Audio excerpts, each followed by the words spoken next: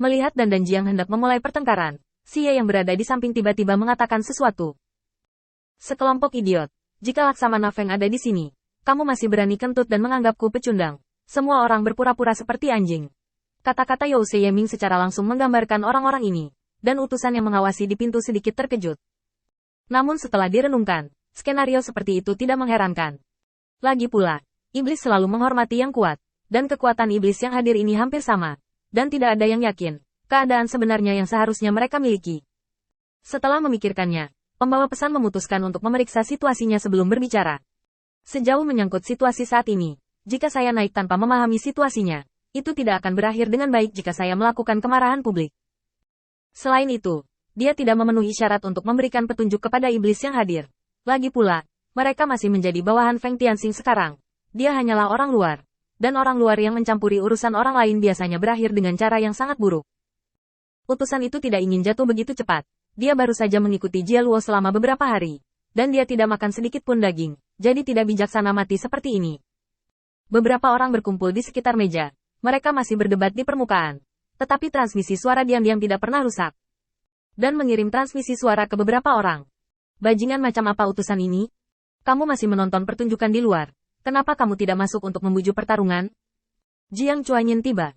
Apa yang kamu tahu? Ini disebut kebijaksanaan pembawa pesan. Mungkin karena kita takut beberapa dari kita akan bergabung dan memukulnya dengan kejam. Dan mencibir dengan jijik. Utusan Gara sangat menyebalkan. Kupikir itu sangat kuat. Dia Yeming juga tertawa. Apakah menurutmu iblis seperti Laksamana Feng bisa terlihat di mana-mana? Nah, Borui, kamu juga bisa mengucapkan beberapa patah kata. Jangan diam saja. Seolah-olah kami mengucilkanmu. Beberapa orang tertawa terbahak-bahak melalui transmisi suara, dan suasananya bisa digambarkan gembira. Borui dengan cepat menjelaskan melalui transmisi suara. Itu sebabnya kamu tidak mengerti. Kamu banyak berdebat di sini. Utusannya menemuiku, Tuan yang pendiam. Jika kamu memiliki masalah di masa depan, kamu harus menemukanku, orang tua itu. Bagaimana dengan ini? Setelah Jiang dan kalian berdua bertengkar, dan kemudian memimpin tentara untuk berperang, aku berpura-pura membujuk kalian semua. Jangan mengatakan apa-apa saat itu. Kembali saja dan perintahkan tentara, dan buat keributan. Pertempuran. Setelah diskusi selesai, mereka langsung melanjutkan sesuai naskah. Dan Jiang merobek wajah mereka dan pergi dengan marah. Kemudian beberapa orang lainnya juga pergi satu persatu. Hanya Borui dan Sedu yang duduk di rumah Laksamana tanpa mengucapkan sepatah kata pun. Dalam situasi ini, sang utusan akhirnya berani muncul. Dia pertama kali menanyakan nama Borui dan Sedu, dan baru kemudian dia mengungkapkan identitasnya. Sejujurnya, saya adalah utusan yang dikirim oleh Yang Mulia Jia Luo. Laksamana Feng secara pribadi setuju untuk membiarkan Anda pergi bekerja di bawah-bawahan Yang Mulia Jia Luo. Ini adalah tanda dari pengalaman Anda sebelumnya. Yang Mulia Jia Luo sekarang mengendalikan eselon atas klan iblis, dan juga memperluas interior. Sekarang adalah waktu ketika ada kekurangan tenaga kerja. Jika Anda bergabung saat ini, Anda pasti bisa untuk digunakan kembali. Yang Mulia Jia Luo selalu menunjuk orang berdasarkan kemampuan mereka. Anda akan dapat mengetahui pengaturan khusus setelah Anda tiba di Yang Mulia Jia Luo. Saya dapat mengungkapkan sesuatu di sini. Yang Mulia Jia Luo telah mengatur nomor antrian yang unik, dan tidak perlu membubarkan organisasi Anda saat waktunya tiba. Datang. Kamu tetap kamu, hanya dipesan. Hanya saja orang berbeda, tidak ada perbedaan. Perawatannya harus lebih baik dari yang kamu miliki sekarang. Borui terdiam, hanya melirik pembawa pesan, lalu mengalihkan pandangannya ke Sudu. Luar biasa, apa maksud Laksamana Feng? Dia berjanji akan memberiku lebih banyak tentara dan hak yang lebih besar. Sudah berapa lama sejak itu? Ayahnya dan aku adalah saudara laki-laki dan perempuan. Sekarang orang luar ini memiliki dengan begitu banyak pasukan. Bukankah kamu mengambil saya sebagai paman terlalu serius? Sedu berkata dengan hormat. Di mana? Laksamana Feng mungkin sibuk dengan hal-hal sepele baru-baru ini. Dan hal-hal ini telah ditunda untuk sementara waktu. Terakhir kali dan diminta untuk memimpin pasukan. Awalnya disiapkan untukmu. Tetapi itu terjadi tiba-tiba. Aku tidak tahu mengapa. Dan akhirnya Laksamana Feng membiarkannya sementara dan pergi. Jangan khawatir. Setelah Laksamana Feng kembali, saya akan mengirimkan berita ini kepada Laksamana Feng sesegera mungkin. Dan biarkan dia membuat keputusan sendiri. Borui tiba-tiba menamparkan meja dengan keras dan berkata dengan marah. Dia tidak akan memberikan Feng Tianxing jika dia tidak memberikannya. Orang bodoh macam apa dia yang begitu menunda-nunda? Saya tidak peduli. Masalah besarnya adalah saya belajar bagaimana ayahnya mengumpulkan kekuatan saat itu. Dan saya akan menyalinnya sekarang.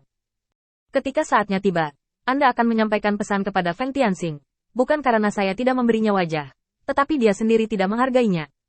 Setelah berbicara, Borui langsung berdiri.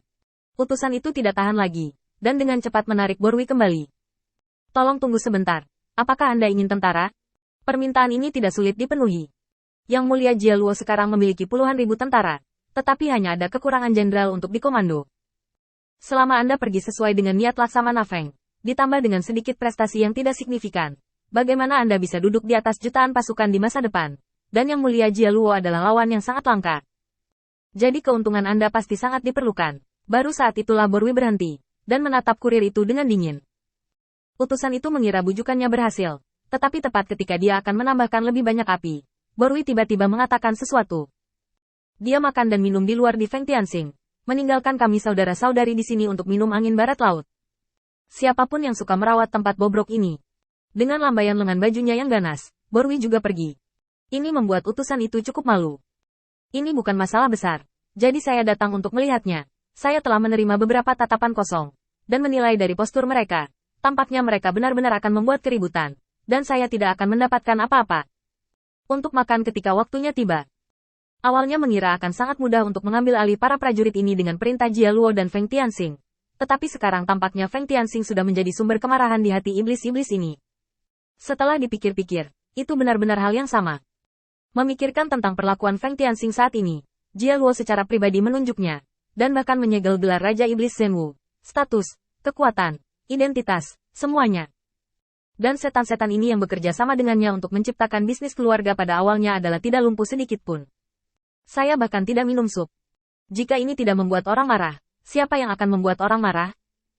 Saya datang ke sini dengan perintah Feng Tianxing lagi. Dalam pandangan mereka, ini untuk memeras nilai terakhir mereka. Jika langkah ini diambil, itu akan selamanya. Segera bangkit dan berkata pada kemewahan. Kalau begitu aku akan pergi dulu. Aku harus melaporkan masalah ini kepada Yang Mulia Jia Luo tepat waktu, dan tolong pastikan untuk menjaga mereka tetap aman. Jika memungkinkan, aku secara alami akan membawa Laksamana Feng kembali. Setelah selesai berbicara, utusan itu buru-buru menggunakan saluran luar angkasa untuk pergi. Berita itu disampaikan ke Jia Luo secepat mungkin, dan Jia Luo menunjukkan keraguan. Kamu bilang beberapa bawahan Feng Tianxing sudah membuat keributan? Utusan itu mengangguk dengan cepat dan menceritakan semua yang dia lihat sebelumnya. Jia Luo mengerutkan kening.